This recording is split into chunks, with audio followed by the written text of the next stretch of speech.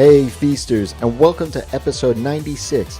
And even if you haven't started freelancing or you're a seasoned vet, today's show will be awesome for you. Your business is always changing, and the steps in this show will put you on the path to success. Ready? Welcome to the Ask Rezzz podcast. I'm Jason, and I'm here to help you get past those bumps in the road, those struggles, those things that hold you back from building an amazing and profitable freelance business each and every single day. And today's question is a bit of an odd question for me to answer because it's been well over a decade since I started freelancing. The question is, what is the very first step to working as a freelancer? Well, in thinking about this question, every time I've gone through the process of niching down my business or thinking about adding a new service to my business or exploring any new opportunity that comes my way, I tend to do the same thing each and every time that I know will help you here. And so because I want to share with you only stuff that's of great value, I did a bit of searching around first. Remember, I always want to give you value in today's market, not what happened years past. And I'm still shocked by the amount of bad advice that's floating in and around the internet.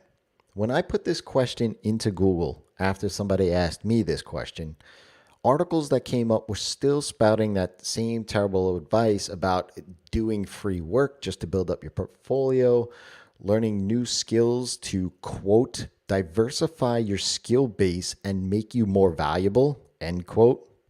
Ugh, that will land you right into the feast or famine cycle, rant over, and also attend local business networking events. The reason these are terrible is because this is old school thinking. This is the stuff that I did well over a decade ago because I read it at that time. Guess where that landed me? Back sitting at a desk in a cube once, and then almost again a second time.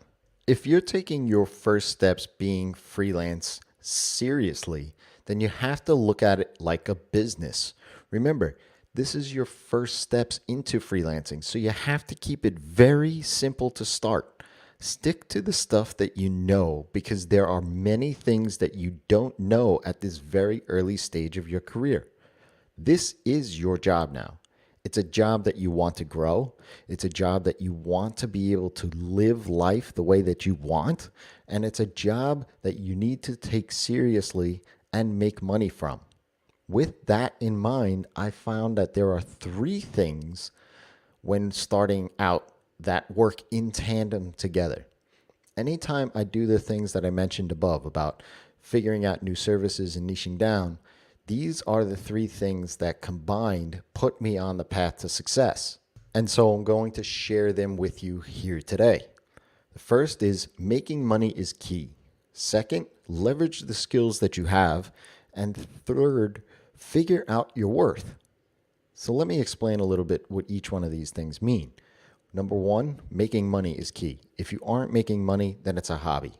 You need to make money, and the only way to know if freelancing will be for you is to get paid for it.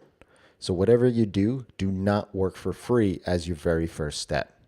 You need to be able to know that the thing you decide on to do freelance is a viable source of income for you. Do what you need to land that first paying client. Talk to many different people, friends, family, even past and current employers if you have them, and connect with the person that you need to in order to provide them with the help they need to solve their problem. Second thing is leverage the skills that you have. In order to know that freelancing is viable for you, don't try to learn all these new things. There's two reasons for this. First is when you learn something new, you add so many different things to the equation that you won't know what's working and what's not working, right? You won't know whether it's you choosing to do freelance that's not getting you the money that you need, or is it the lack of skill that you have in that new skill that's causing the problem? Let me just pose this question out to you. Would you rather pay $150 a ticket to see Billy Joel play the piano or $150 a ticket to see a 7-year-old's first piano recital. I'm just going to leave it at that. The third thing is figuring out your worth. Your very first project will not be a good estimate for your worth. Yet so many freelancers set a price and stick with it way too long. Because you've never done it before, how could you possibly put a price tag on it? You can't. But at the beginning, you'll want to get paid to do the thing. So come up with the best guess you can and put a price on it. Then, as you work on the project, track all the time spent on every single thing you do for that project. Track your time for the actual project work. How much time you're spending on meetings and calls. How much time you're spending on emails. How much time you're spending on the administrative work like documentation and billing. Knowing all the time spent will allow you to see hard numbers around the value of the service you provide.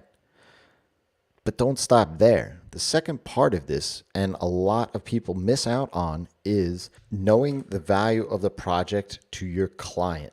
Did it save them time? Did it bring them new customers? Did it increase their revenue in new ways? Knowing the time you spent on the project and what the client gets as a result of the project, you can then know how much you're worth.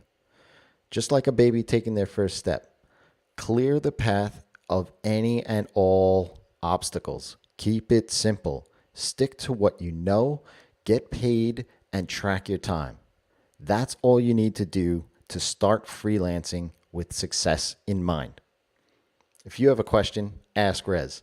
That's me, by leaving me a tweet, an email, or going to askrezzz.com and drop your question into the chat widget there.